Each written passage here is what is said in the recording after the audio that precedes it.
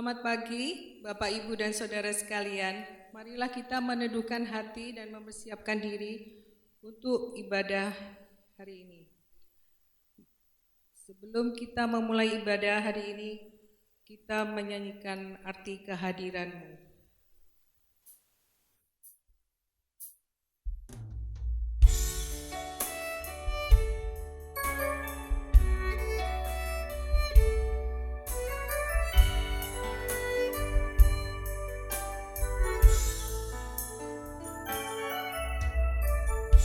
Jalanmu tak terselami oleh setiap hati kami, namun satu hal ku percaya, ada rencana yang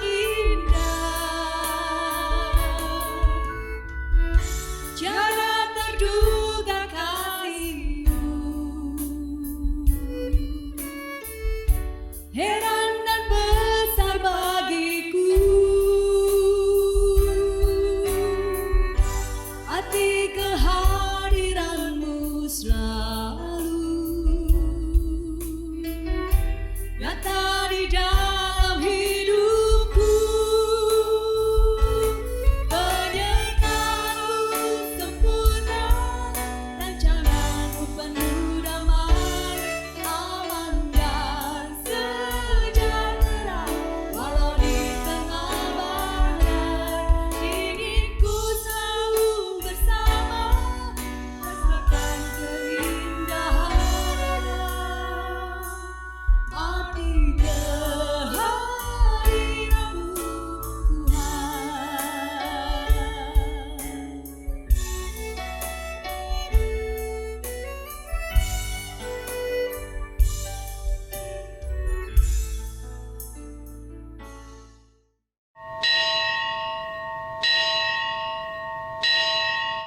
Umat kekasih Tuhan, marilah dengan berdiri kita sambut panggilan Tuhan dengan hati bersyukur. Memasuki gerbangnya.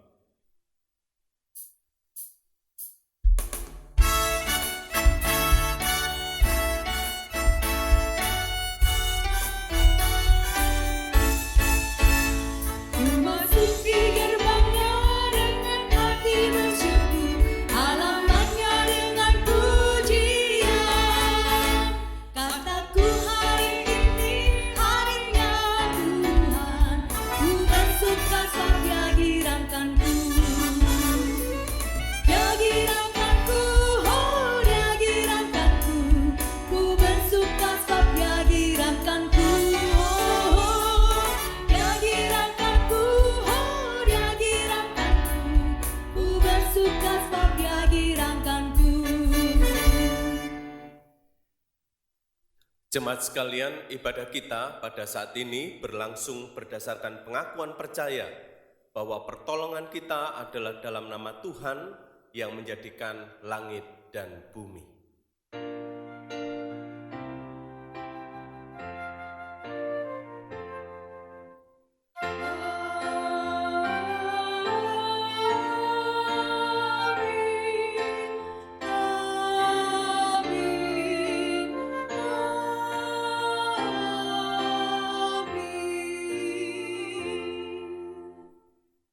Kasih karunia dan damai sejahtera dari Allah Bapa kita dan dari Tuhan Yesus Kristus menyertai saudara sekalian.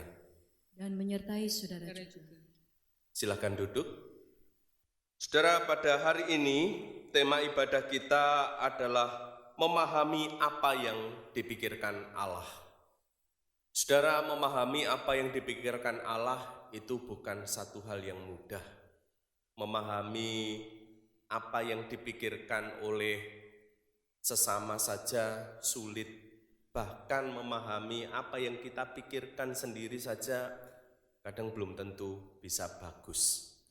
Itu sebabnya saudara, kita perlu mengkonsentrasikan diri untuk bisa memahami apa yang dipikirkan Allah melalui rangkaian ibadah kita pada saat ini, baik melalui puji-pujian melalui perenungan firman Tuhan, melalui setiap komponen atau setiap elemen dari ibadah kita.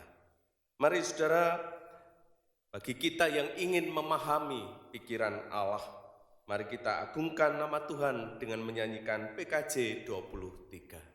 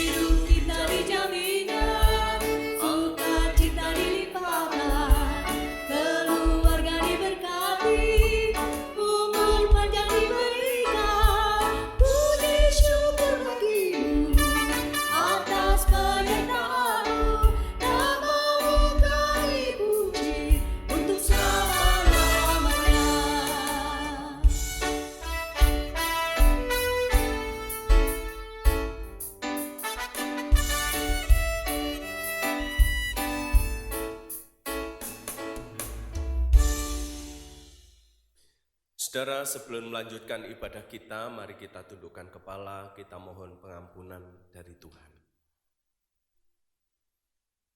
Tuhan, dengan riang kami mengatakan, marilah memuji Allah yang Maha Tinggi. Tetapi betapa sering kami melukai hati-Mu, Tuhan. Kami menjalani hidup ini dengan tidak memperhatikan kehendak-Mu. Sebaliknya kami memperhatikan kehendak kami sendiri, sehingga kami terjatuh di dalam dosa kesombongan, dosa di dalam mengambil keputusan yang salah, yang mempermalukan Engkau. Ampuni kegagalan kami di dalam memahami kehendak-Mu, Tuhan, sehingga kami seringkali melakukan berbagai dosa itu. Kiranya Engkau berkenan menghapus dosa kami, membasuh kami, sehingga kami menjadi bersih. Amin.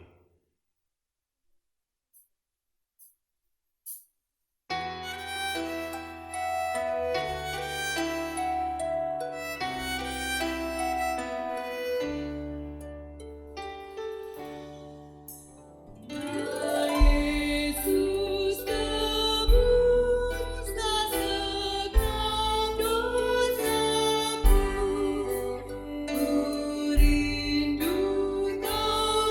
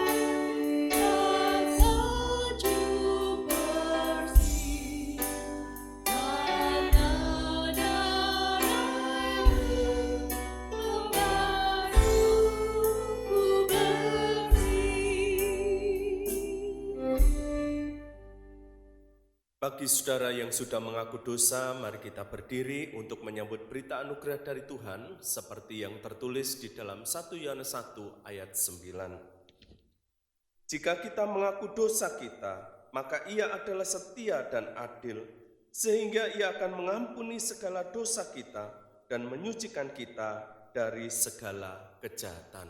Demikianlah berita anugerah dari Tuhan. Mari berdamai dengan sesama.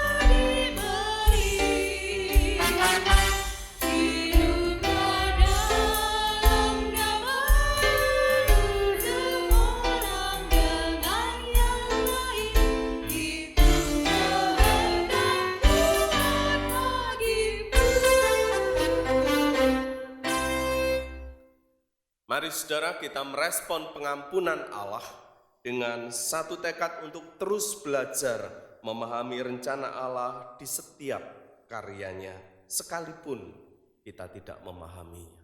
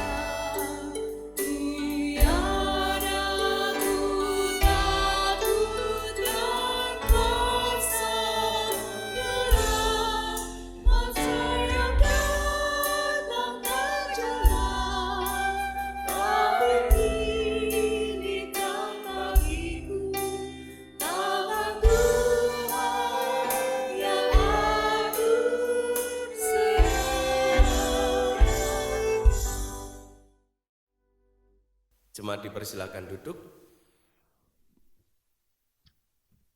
Dan kini saudara kita akan membaca dan merenungkan firman Tuhan.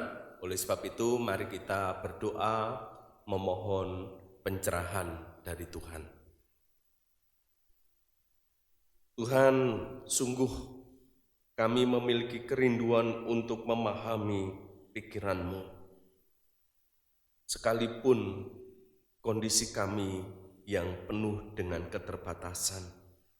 Itu sebabnya Tuhan, sekarang ini sebelum membaca dan merenungkan firman-Mu, kami memohon pertolongan dan penyertaan-Mu, supaya ketika kami membaca dan merenungkan firman-Mu, kami bisa mengerti apa yang seharusnya kami pahami. Kami mengerti apa yang Engkau kehendaki. Kami memahami pikiran-Mu yang Engkau nyatakan melalui perenungan pada saat ini. Kami berdoa dan memohon di dalam nama Tuhan Yesus Kristus. Amin.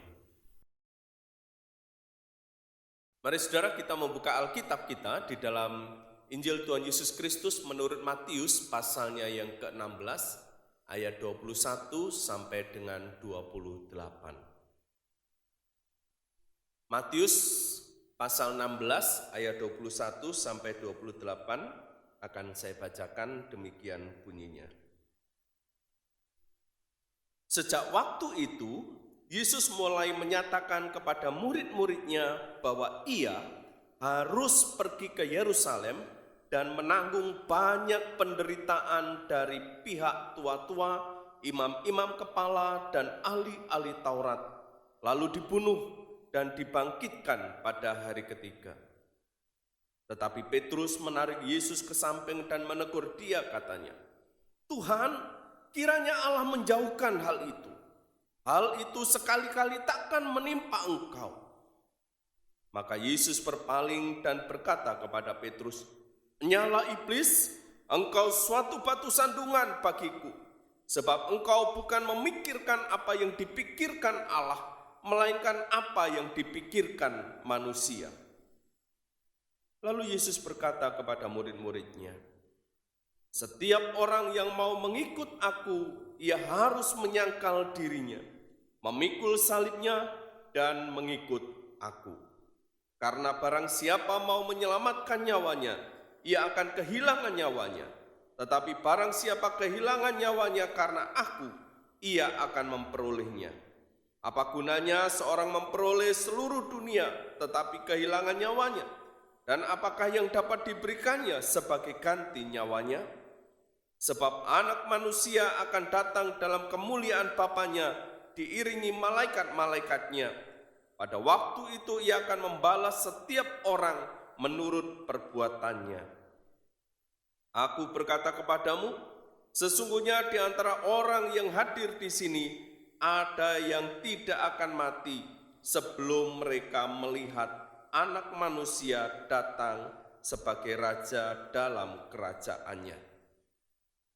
Demikianlah Injil Tuhan Yesus Kristus. Berbahagialah setiap kita yang bukan hanya membaca, tapi juga merenungkan dan melakukannya. Haleluya.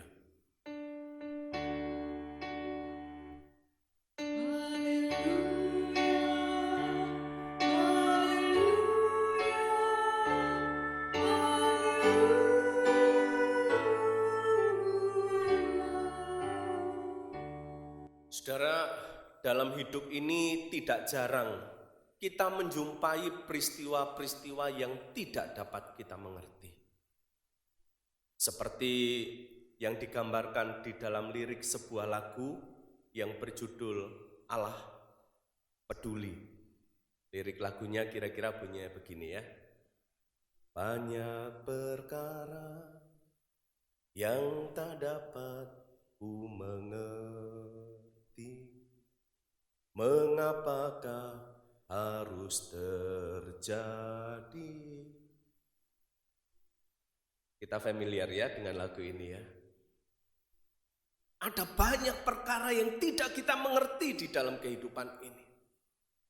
Dan ketika menyanyikan lagu ini, saudara, rasanya lagu ini enak untuk didendangkan. Meski pergumulan kita sebenarnya jauh lebih berat daripada riangnya atau ringannya irama lagu ini. Pada waktu kita menyanyikan refrennya, saudara, refrennya juga terasa enak, sangat menghibur. Allah mengerti, Allah peduli.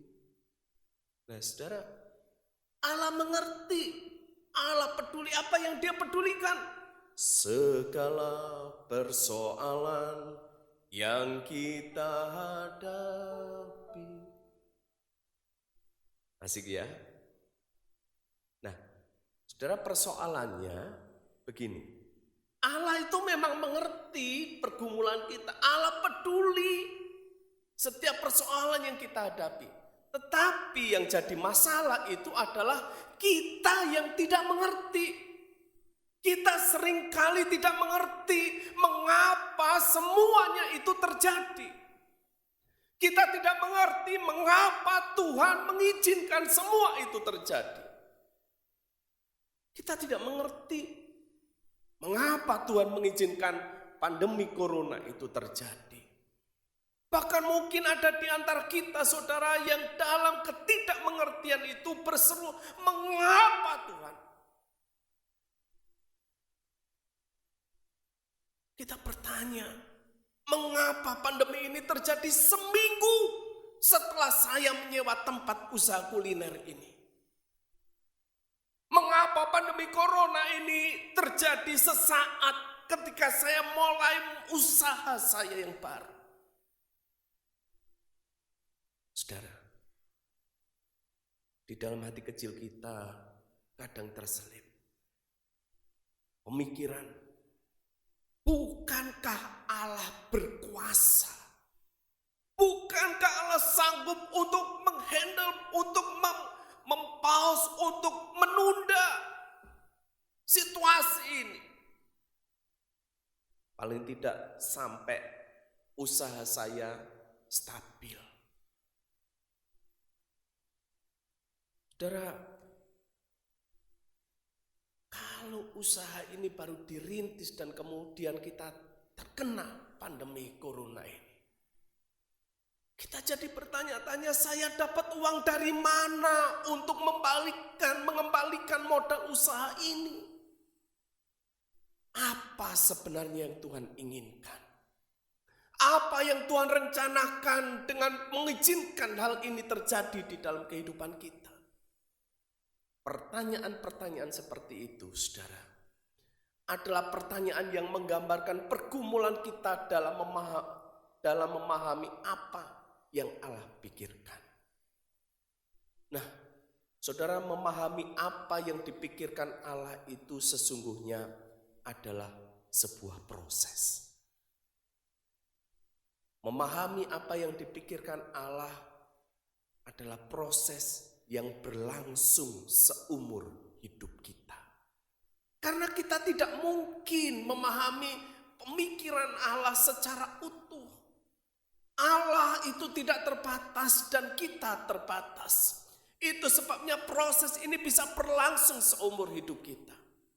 Sebab Allah itu jauh lebih besar daripada diri kita. Proses memahami pikiran Allah ini, saudara, dapat kita lihat melalui rangkaian yang dijalani oleh Rasul Petrus di dalam bacaan kita hari ini. Nah, saudara,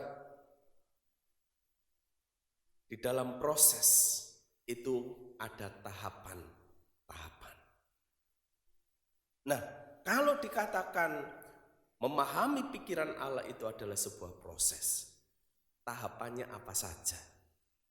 Kalau kita mengamati kisah yang ditulis di dalam perikop kita hari ini, tahapan memahami pikiran Allah yang dilalui oleh Rasul Petrus, yang sekiranya juga menjadi teladan bagi kita sekalian. Tahapan pertama itu adalah tahapan keyakinan.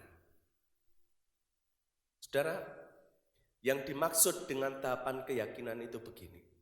Di dalam proses yang dijalani oleh Petrus di sini, saudara, kita melihat bagaimana Petrus itu memiliki keyakinan yang kokoh bahwa Yesus itu adalah Mesias.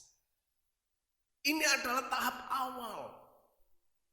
awal yang menjadi konteks dari bacaan kita.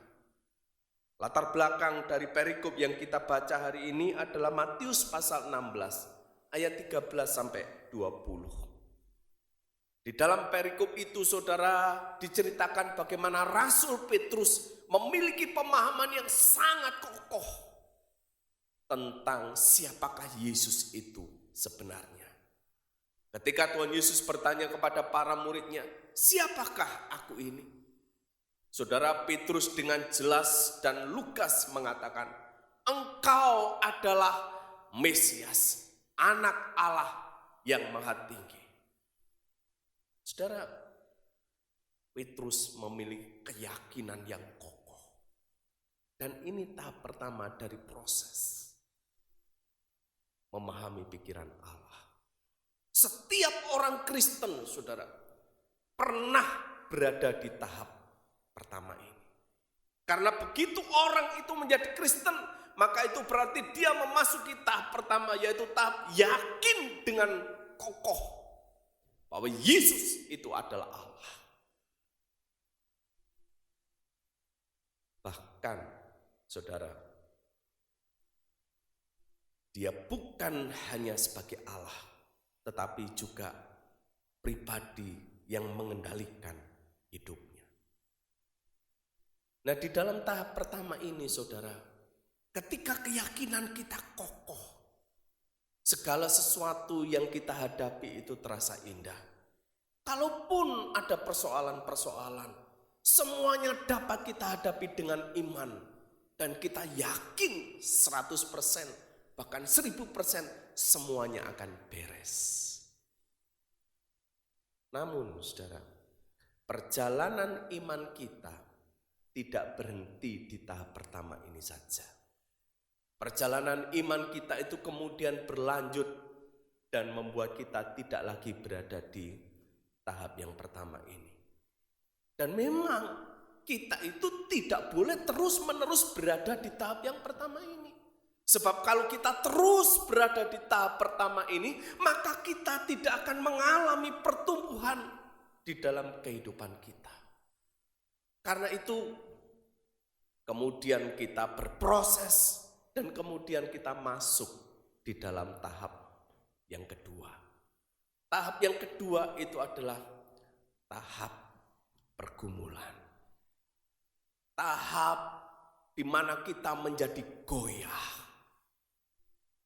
Saudara, kalau kembali kepada kisah Rasul Petrus, saudara, maka tahap kedua yang dialami Rasul Petrus itu berbeda dengan tahap pertama. Kalau tahap pertama itu kehidupannya terasa nyaman, terasa semuanya begitu indah, maka di tahap yang kedua ini, saudara, hidupnya itu penuh dengan goncangan. Saudara, keyakinan yang kita miliki tadi menjadi goyah karena kita berjumpa dengan hal-hal yang baru, yang tidak sesuai dengan apa yang kita yakini sebelumnya. Keyakinan Petrus bahwa Yesus adalah Mesias menjadi goyah ketika mendengar pengajaran Tuhan Yesus yang tidak lagi sesuai dengan apa yang dia yakini. Apa yang diajarkan Tuhan Yesus, saudara? Sebelumnya Petrus itu percaya bahwa Mesias itu adalah sosok yang superior. Mesias adalah figur yang akan memulihkan Israel. Akan tetapi pengajaran Tuhan Yesus mengatakan bahwa Yesus yang diakui Petrus sebagai Mesias itu ternyata harus pergi ke Yerusalem. Dan di Yerusalem itu dia akan menanggung banyak penderitaan dari tua-tua, imam-imam kepala dan ahli-ahli Taurat. Bukan hanya menderita di tangan para pemimpin keagamaan Yahudi, tetapi Mesias, yaitu Tuhan Yesus itu juga akan dibunuh. Saudara, semuanya itu menggoncangkan pemahaman Petrus. Sebenarnya saudara, pengajaran Tuhan Yesus ini merupakan pengajaran yang memperkaya pemahaman para murid tentang apa arti Mesias. Sehingga mereka itu kemudian bisa memiliki pemahaman yang lebih utuh. Pemahaman yang lebih jelas. Pemahaman yang lebih dewasa tentang kemesiasan Yesus. Namun, pengajaran ini bertentangan dengan apa yang diyakini oleh Petrus. Pengajaran ini menggelisahkan hati Petrus. Sehingga ia segera menarik Yesus ke samping dan menegur dia, katanya, Tuhan, kiranya Allah menjauhkan hal itu. Hal-hal itu sekali-kali takkan menimpa engkau. Ini adalah seruan yang muncul dari kegelisahan hati Petrus. Seruan yang muncul dari goyahnya pemahaman Petrus tentang hakikat seorang Mesias. Betapa seringnya kita berada dalam tahap ini. Kita berjumpa dengan hal-hal yang baru yang berbeda dengan apa yang kita percayai selama ini. Saudara, hal-hal baru yang menggoyahkan iman kita itu bisa dalam bentuk pengajaran seperti yang dialami oleh Rasul Petrus. Tetapi juga bisa dalam bentuk pengalaman-pengalaman yang tidak menyenangkan. Seperti yang dialami oleh Nabi Yeremia. Di dalam Perjanjian Lama, saudara, Nabi Yeremia itu sosok Nabi yang berjuang dengan sangat gigih bagi kemuliaan Allah. Tapi pada satu titik, Nabi Yeremia itu merasa ia sudah memberikan yang terbaik, ia memberikan segalanya kepada Tuhan. Tetapi, saudara, hasil yang diterima oleh Yeremia berbeda.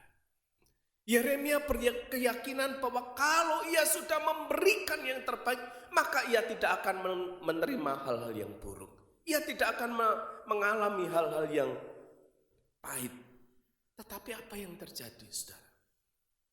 Di dalam Yeremia pasal 15, ayatnya yang ke-18, Nabi Yeremia mencurahkan isi hatinya. Di sana Yeremia berkeluh kesah karena ia harus mengalami penderitaan demi penderitaan. Dia mengalami berbagai macam luka, bukan hanya luka secara fisik, tapi luka secara emosi juga.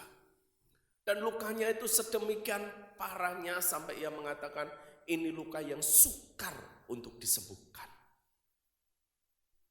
Saudara, kenyataan yang tidak sesuai dengan apa yang diyakini itu membuat Nabi Yeremia melihat Tuhan seperti sungai yang curang, sungai yang unpredictable, sungai yang tidak bisa dipercaya.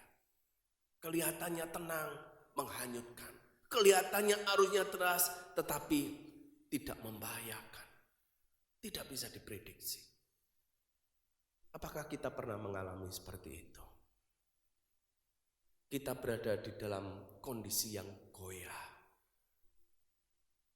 Keyakinan kita bahwa Tuhan itu baik menjadi goyah. Keyakinan kita bahwa Tuhan itu maha kuasa menjadi goyah. Keyakinan-keyakinan yang kita miliki sebelumnya itu menjadi goyah. Dan pada waktu kita menjadi goyah, saudara, Allah sebenarnya tidak meninggalkan kita. Sekalipun kita goyah, tetapi Allah tetap mengulurkan tangannya untuk membimbing kita memasuki tahap ketiga, yaitu tahap pembentukan.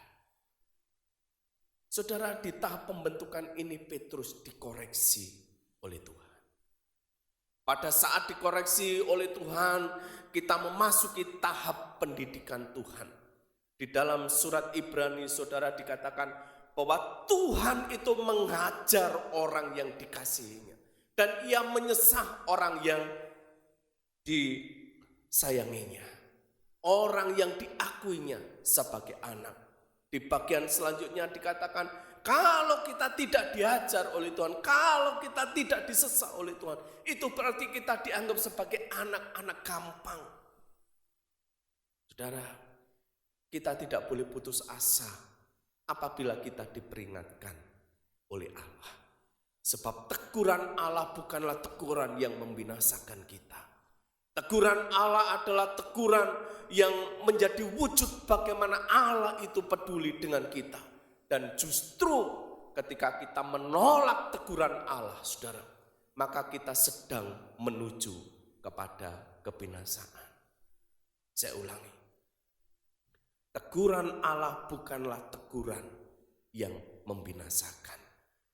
Sebaliknya, ketika kita menolak teguran Allah, maka kita sedang berjalan menuju kebinasaan. Memang, saudara, tiap-tiap ganjaran, tiap-tiap teguran yang diberikan itu tidak mendatangkan sukacita pada waktu diberikan.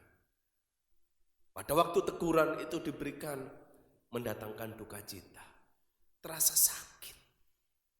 Tetapi saudara, teguran itu akan membuahkan hasil, yaitu kebenaran yang memberikan damai sejahtera kepada setiap kita yang mau ditegur oleh Tuhan.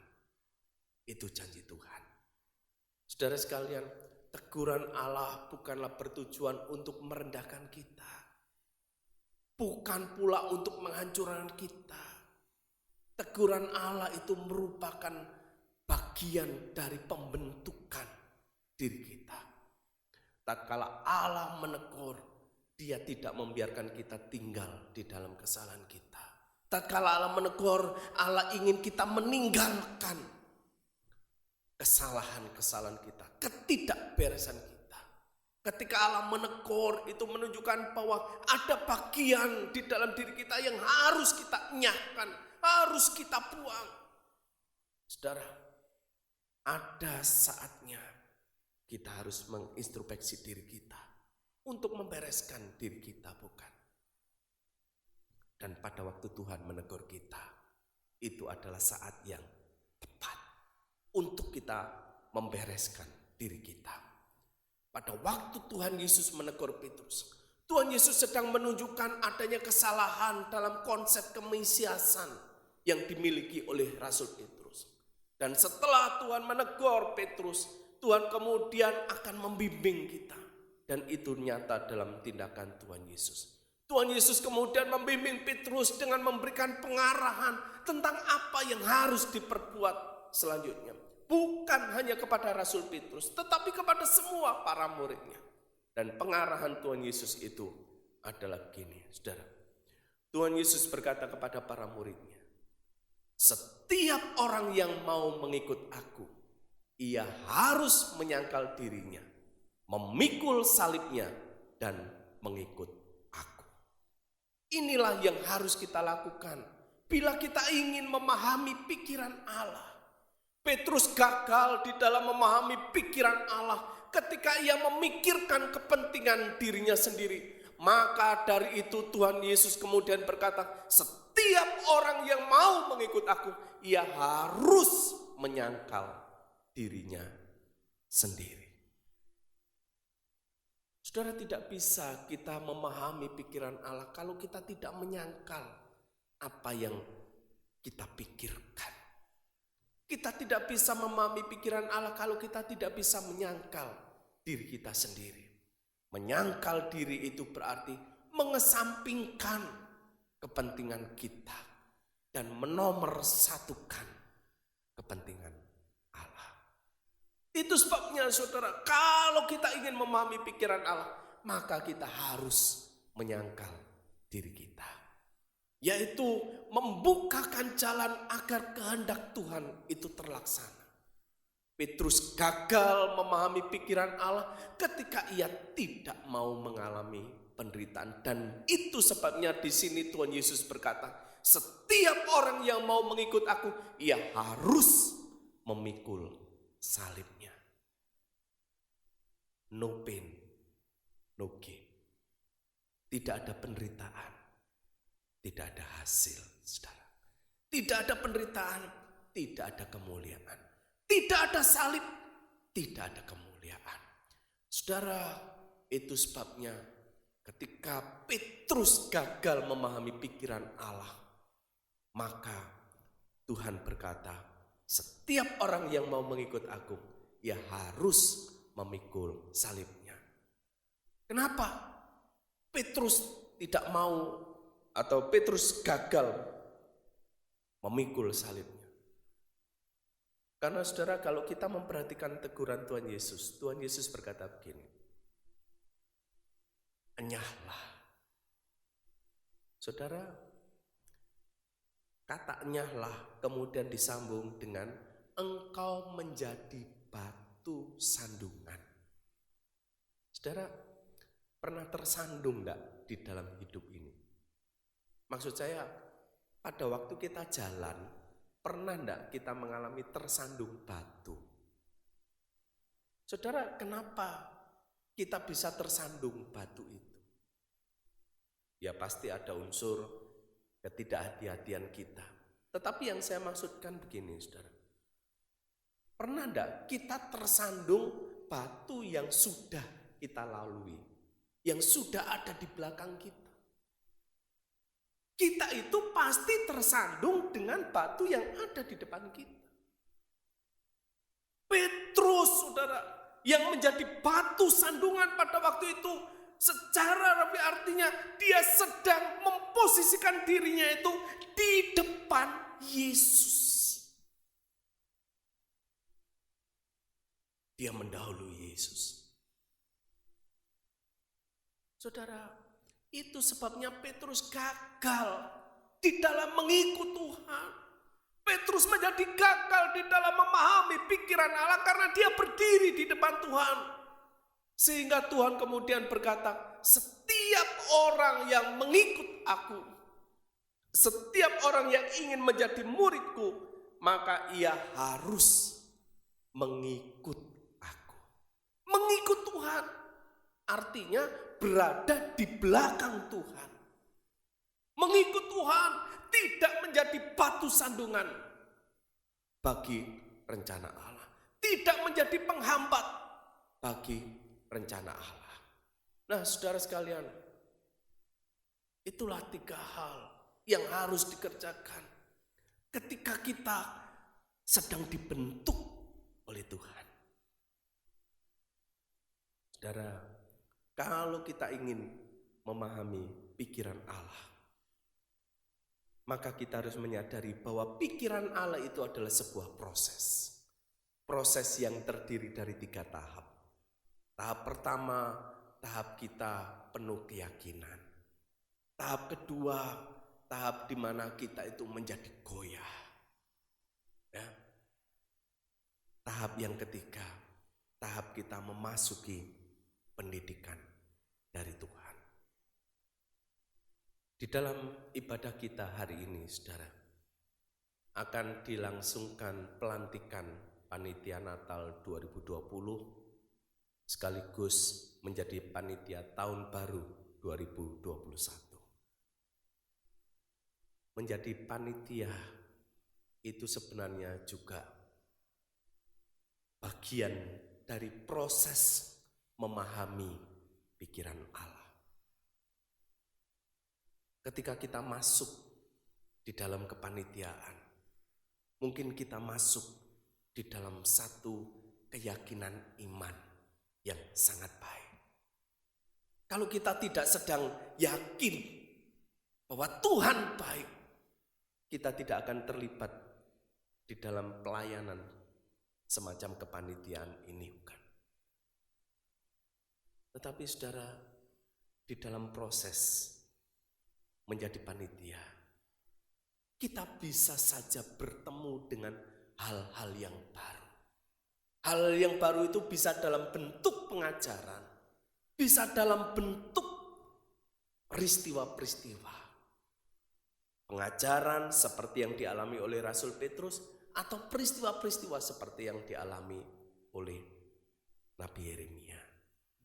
Pada saat kita bertemu dengan hal-hal yang baru, dan hal-hal itu tidak sesuai dengan pemikiran kita, saudara.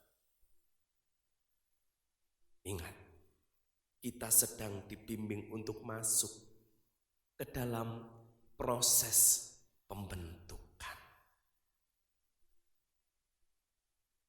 Mungkin proses itu menyakitkan bagi kita.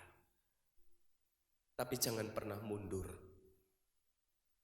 dari pelayanan. Sekalipun kita mengalami hal-hal yang menyakitkan.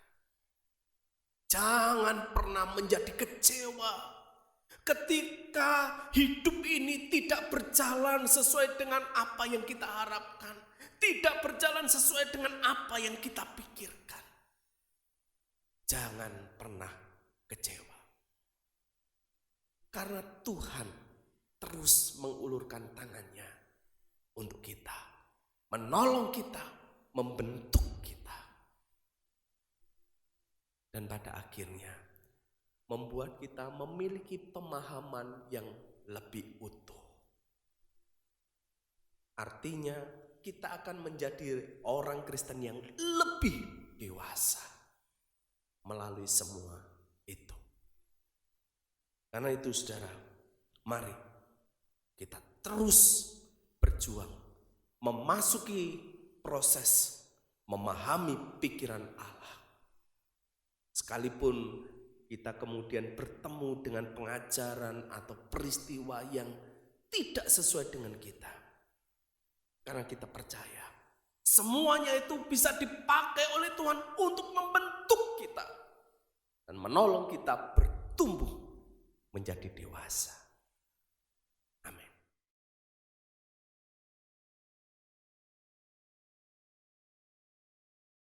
Jemaat dimohon bangkit berdiri. Dengan bangkit berdiri dan sikap sempurna, marilah bersama umat Allah di masa lalu, masa kini, dan masa depan, dengan mengingat pengakuan iman pada baptisan kita, menurut pengakuan iman rasuli yang berbunyi demikian. Aku percaya kepada Allah, Bapa yang Maha Kuasa, Khalik langit dan bumi, dan kepada Yesus Kristus, anaknya yang tunggal Tuhan kita, yang dikandung dari Roh Kudus, lahir dari anak darah Maria, yang menderita sengsara di bawah pemerintahan Pontius Pilatus, disalibkan, mati dan dikuburkan, turun ke dalam kerajaan maut, pada hari yang ketiga, bangkit pula dari antara orang mati, naik ke sorga, duduk di sebelah kanan Allah, Bapa yang Maha Kuasa, dan dari sana ia akan datang untuk menghakimi orang yang hidup dan yang mati. Aku percaya kepada Roh Kudus, gereja yang kudus dan am, persekutuan orang kudus, pengampunan dosa, kebangkitan orang mati, dan hidup yang kekal. Amin. Akan duduk. Saudara, kini akan dilayankan pelantikan Panitia Natal 2020 dan Tahun Baru 2021. Sebagai gereja Tuhan Yesus Kristus, kita dipanggil untuk berperan serta di dalam mengerjakan misi Allah, yaitu karya Allah yang membebaskan dunia dan manusia dari dosa, dan membawa dunia serta manusia kepada kehidupan baru yang sesungguhnya di dalam relasi yang benar dengan dirinya, dengan sesama, dan dengan seluruh ciptaan. Dalam rangka berperan serta mengerjakan misi Allah itu, gereja melaksanakan misinya, yaitu mengusahakan damai sejahtera, yakni Shalom, yang berisikan keadilan, perdamaian, dan keutuhan seluruh ciptaan. Misi gereja ini dilaksanakan di tengah-tengah situasi yang senantiasa berubah dan berkembang. Karena itu, agar dapat melaksanakan misinya dengan baik, gereja dalam keseluruhan dan keutuhannya dipanggil untuk terus-menerus melakukan pembangunan jemaat, yaitu pembangunan spiritual dalam pengertian yang seluas-luasnya. Pada hakikatnya, Allah lah pelaku utama dalam pembangunan gereja. Namun demikian, Allah berkenan memilih dan memakai umatnya menjadi rekan sekerjanya sebagai pelaku di dalam pembangunan gereja dengan semua talenta yang Allah percayakan kepadanya. Dengan demikian, panggilan untuk melayani sesungguhnya adalah anugerah, tetapi sekaligus juga tanggung jawab. Sehubungan dengan itulah, beberapa saudara di antara kita pada hari ini akan dilantik sebagai panitia Natal tahun 2020 dan tahun baru 2021. Mari kita berdoa.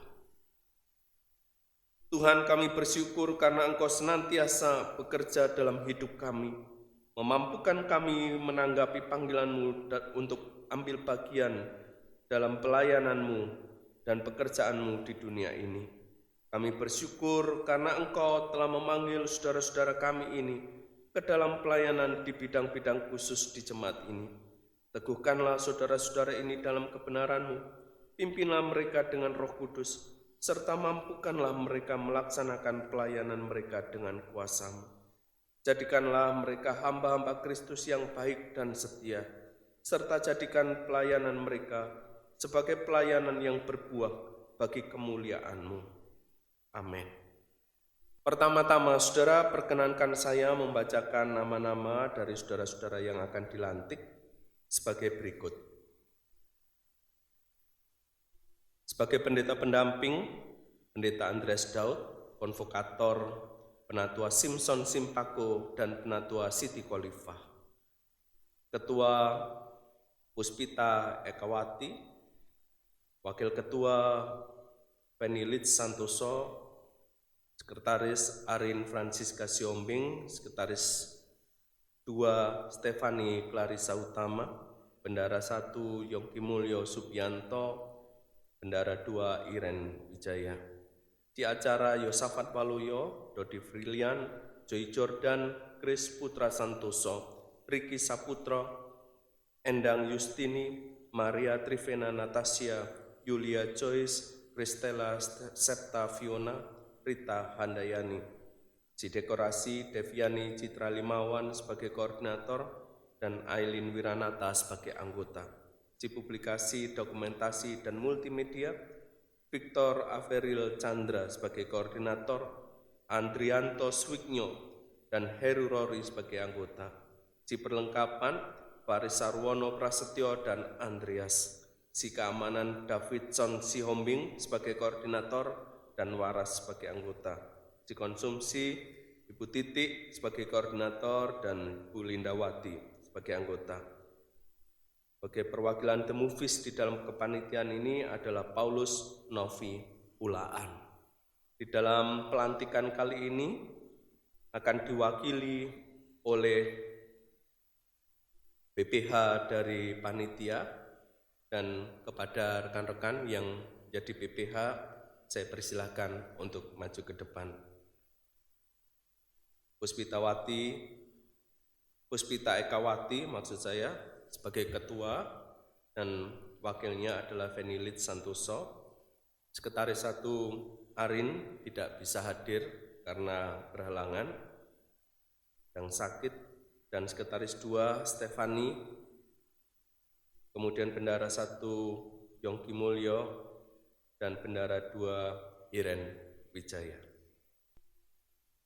Sekarang saya akan bertanya kepada rekan-rekan di hadapan Tuhan dan jemaatnya. Saudara sekalian telah menyatakan kesediaan saudara untuk ambil bagian dalam pelayanan di jemaat ini melalui Badan Pelayanan sebagai Panitia Natal 2020 dan Tahun Baru 2021.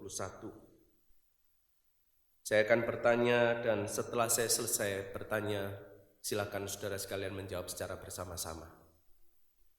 Pertama, saudara, percayakah saudara-saudara bahwa sesungguhnya Allah sendiri melalui jemaatnya di sini yang telah memanggil saudara ke dalam pelayanan ini? Yakinkah saudara bahwa Allah yang telah memanggil saudara ke dalam pelayanan ini akan tetap memimpin, menolong, dan memampukan saudara-saudara dalam melaksanakan pelayanan saudara? Karena itu berjanjikah saudara untuk melakukan pelayanan saudara-saudara dengan segenap kemampuan, kesetiaan, dan sukacita? Apakah jawab saudara-saudara?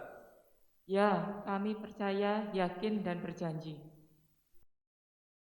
Allah sumber damai sejahtera yang telah memanggil saudara-saudara ke dalam pelayanan sebagai panitia Natal 2020 dan Tahun Baru 2021, kiranya menguduskan dan memelihara roh, jiwa, dan tubuh saudara hingga tak bercacat pada kedatangan Tuhan Yesus Kristus. Ia yang memanggil saudara adalah setia, ia juga akan menggenapinya. Amin.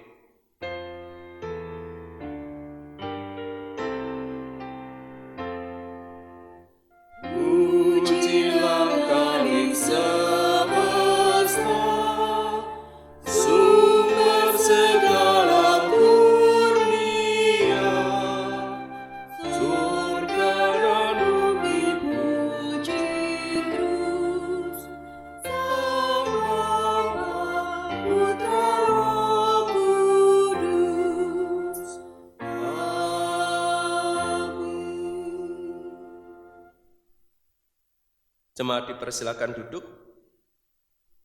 Saudara-saudara pelayan Tuhan yang baru, inilah jemaat Tuhan yang menantikan pelayanan saudara.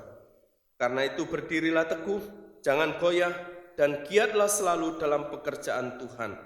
Sebab kamu tahu bahwa dalam persekutuan dengan Tuhan, jerih payahmu tidak sia-sia.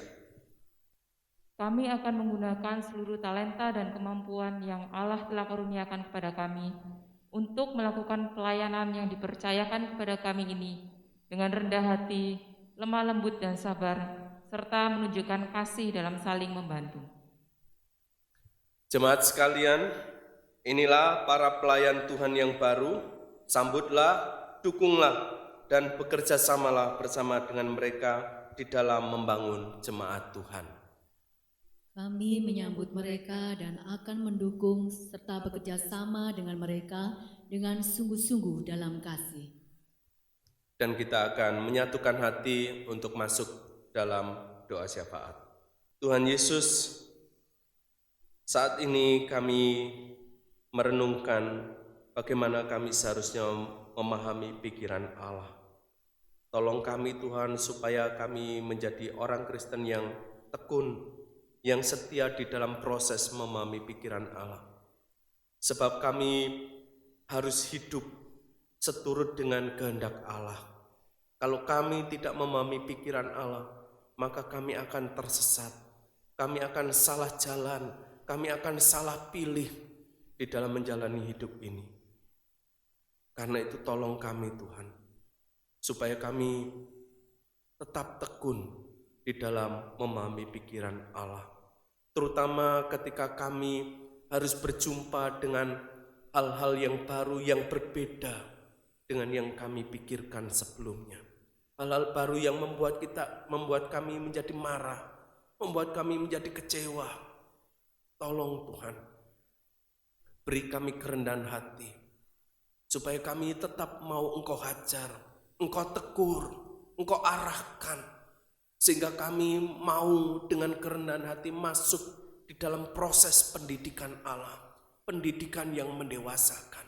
Kami mau belajar untuk membuang pemahaman-pemahaman atau bagian-bagian dari diri kami, dari perilaku kami, dari pikiran kami yang tidak berkenan di hadapan-Mu, yang menghambat pelayanan-Mu. Tolong kami Tuhan. Kami berdoa untuk anak-anak-Mu yang sedang dalam pergumulan, baik dalam hal kesehatan, ataupun ekonomi, ataupun yang lainnya Tuhan. Kiranya Engkau tolong supaya anak-anak-Mu bisa mendapatkan jalan keluar. Kami juga berdoa untuk pemerintah Indonesia yang sedang terus berjuang melakukan konsolidasi supaya masyarakat bisa bersatu memutus rantai dari persebaran pandemi COVID-19 ini Tuhan.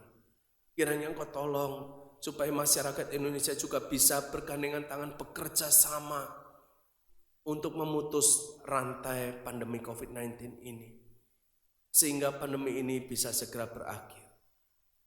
Kami menyerahkan juga ke dalam tangan-Mu untuk panitia Natal dan Tahun Baru yang baru saja kami lantik pada saat ini Tuhan. Kiranya Engkau memberikan kekuatan, memberikan hikmat, memberikan kesehatan, memberikan kreativitas, memberikan segala sesuatu yang mereka butuhkan untuk menjadi panitia yang baik dan benar di hadapan-Mu. Pimpin kami Tuhan, pimpin panitia ini, pimpin kami di dalam kehidupan kami sehari-hari. Tuhan, kami percaya Engkau mempedulikan pergumulan kami, Engkau juga mempedulikan doa-doa syafaat kami, bahkan doa-doa pribadi yang kami panjatkan di hadapan-Mu. Karena seluruh rangkaian doa ini Tuhan, kami alaskan di dalam satu nama, yaitu Tuhan Yesus Kristus, Allah yang mengajar kami berdoa demikian. Bapa kami yang di surga, dikuduskanlah nama-Mu, datanglah kerajaan-Mu, jadilah kehendak-Mu di bumi seperti di surga. Berikanlah kami pada hari ini makanan kami yang secukupnya, dan ampunilah kami akan kesalahan kami, seperti kami juga mengampuni orang yang bersalah kepada kami. Dan janganlah membawa kami ke dalam pencobaan, tetapi lepaskanlah kami daripada yang jahat. Karena Engkau yang punya kerajaan dan kuasa dan kemuliaan sampai selama-lamanya. Amin. Saudara-saudaraku yang terkasih dalam Yesus Kristus, marilah kita mempersembahkan syukur kita kepada Tuhan dengan mengingat nasihat Paulus dalam Kolose pasal yang ketiga ayat yang ke-23. Apapun juga yang kamu perbuat, perbuatlah dengan segenap hatimu seperti untuk Tuhan dan bukan untuk manusia. Persembahan dapat kita berikan dengan cara yang pertama, transfer ke rekening yang tertulis di bawah ini. Yang kedua, pemindahan scan QR Code GKI Residen Sudirman.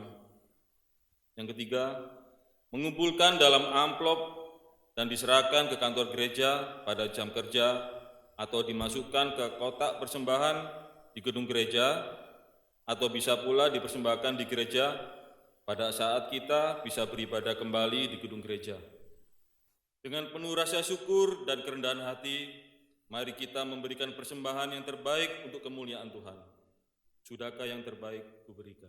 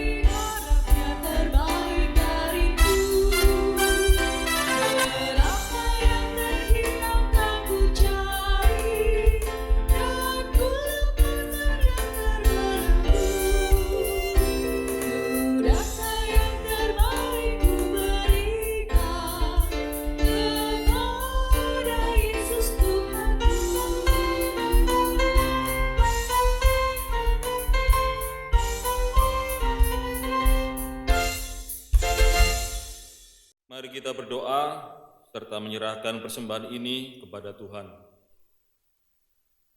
Segala ungkapan syukur hanya kepadamu Bapa di sorga, oleh karena kasih karunia dan berkat yang boleh selalu kami terima dan kami nikmati hingga saat ini. Kami tahu dan percaya semua berkat yang kami peroleh itu karena kemurahan Tuhan dalam kehidupan kami. Untuk itu Bapa di sorga, sebagai bukti ungkapan syukur kami kepadamu, saat ini kami memberikan persembahan kami masing-masing. Kuduskanlah dan terimalah persembahan kami ini, agar supaya persembahan ini boleh menjadi berkat buat pelayananmu, dimanapun persembahan ini diperuntukkan dan digunakan. Dan ajarkanlah kami untuk selalu terus mengucap syukur dalam segala hal. Di dalam nama Tuhan Yesus kami berdoa dan mengucap syukur. Amin. Mari saudara, kita kembali ke dalam kehidupan kita sehari-hari dan kita memasuki kehidupan kita dengan satu tekad untuk terus berproses di dalam memahami pikiran Allah. Kita tidak putus asa, kita tidak kecewa karena ada janji Tuhan yang manis yang mengatakan bahwa Dia tidak akan meninggalkan kita.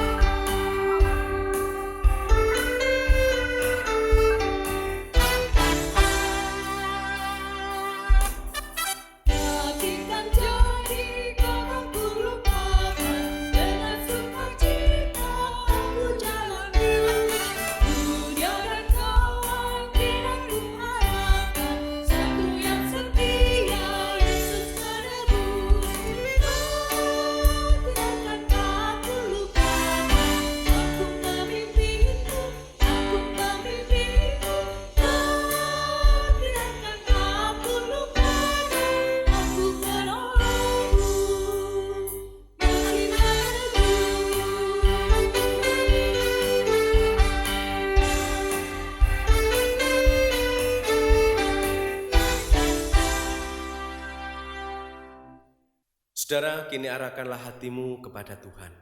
Kami mengarahkan hati kami kepada Tuhan. Jadilah saksi Kristus. Syukur kepada Allah, Terpujilah Tuhan, kini dan selamanya. dan kini terimalah berkat-Nya. Tuhan memberkati engkau dan melindungi engkau. Tuhan menyinari engkau dengan wajah-Nya dan memberi engkau kasih karunia. Tuhan menghadapkan wajah-Nya kepadamu dan memberi engkau damai sejahtera. Amin.